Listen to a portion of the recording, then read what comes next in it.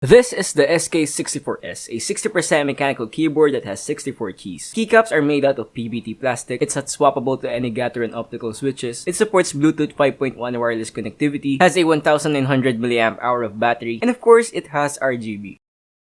Disclaimer, this is not a sponsored video, so I'll be honest about my review on it. This is actually my first 60% mechanical keyboard, and I'm fairly new to this hobby, but I'll try my best to make a review about it. I got it from Shopee for 3,037 pesos, or around $60 US. It did not come with any bubble wrap, that's why the box is a bit damaged, but fortunately, everything inside was fine. Inside the box is a manual, keycap and switch puller, a braided Type-C cable, extra keycaps for Mac users, and the keyboard.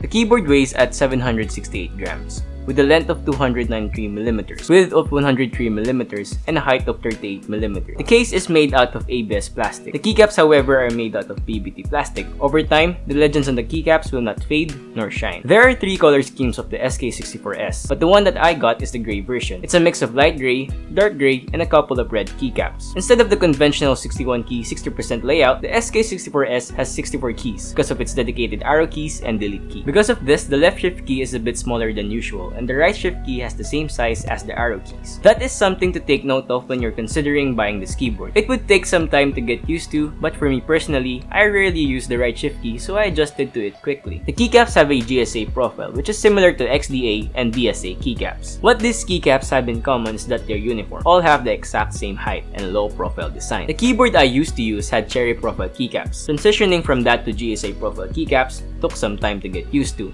because of the flat and uniform design of the GSA keycap. Moreover, the keyboard doesn't have flip-up feet. It only has 4 rubber feet, so you're stuck with this height of the keyboard. If you find typing on it uncomfortable, maybe a wrist rest could help. Some of the legends on the keycaps are not indicated, so you'll need to check the manual every now and then until you memorize it.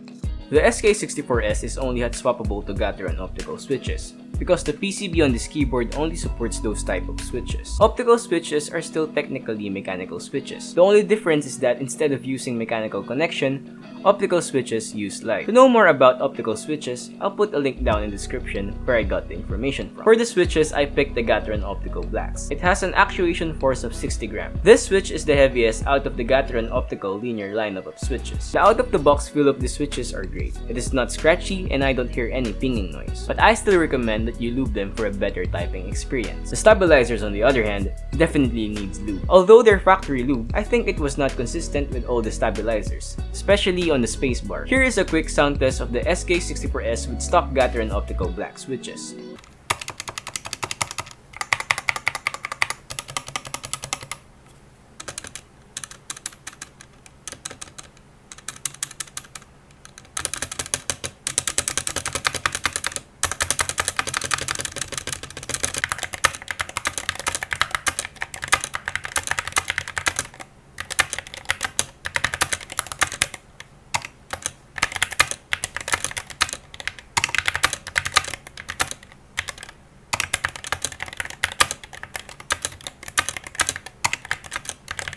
This keyboard can be used both wired and wirelessly via Bluetooth 5.1. Turn on Bluetooth mode by simply pressing FN plus spacebar. Then to connect it to a device, hold and press FN plus Z, FN plus X, or FN plus C for 3 seconds. The red and green LED of Z, X, or C will flash. Now it is discoverable and ready to be paired. For other functions, you can refer to the given manual. When testing the keyboard in wireless mode, I did not encounter any delay, although I'd still recommend to use it wired when playing competitive games like CSGO or Valorant. To turn on the RGB, simply hold FN plus backspace. To cycle through the other RGB modes, hold and press FN plus open bracket or FN plus close bracket. You can pause and play the backlight by pressing FN plus backslash. To change the speed of the backlight, press FN plus left arrow key to decrease and FN plus right arrow key to increase. To change the brightness, press FN plus up arrow key to increase and FN plus down arrow key to decrease. To turn the RGB off, press FN plus backspace. Personally, I prefer to turn the RGB off. The software for this keyboard can be downloaded through the EpoMaker website. I'll also link it down in the description. In my opinion, the software is not user-friendly. It could take some time to get used to. I won't further explain the software because it could get long and complicated, but basically Basically, here you can customize the backlight effects and key functions. In my opinion, the SK64S overall is a good budget 60%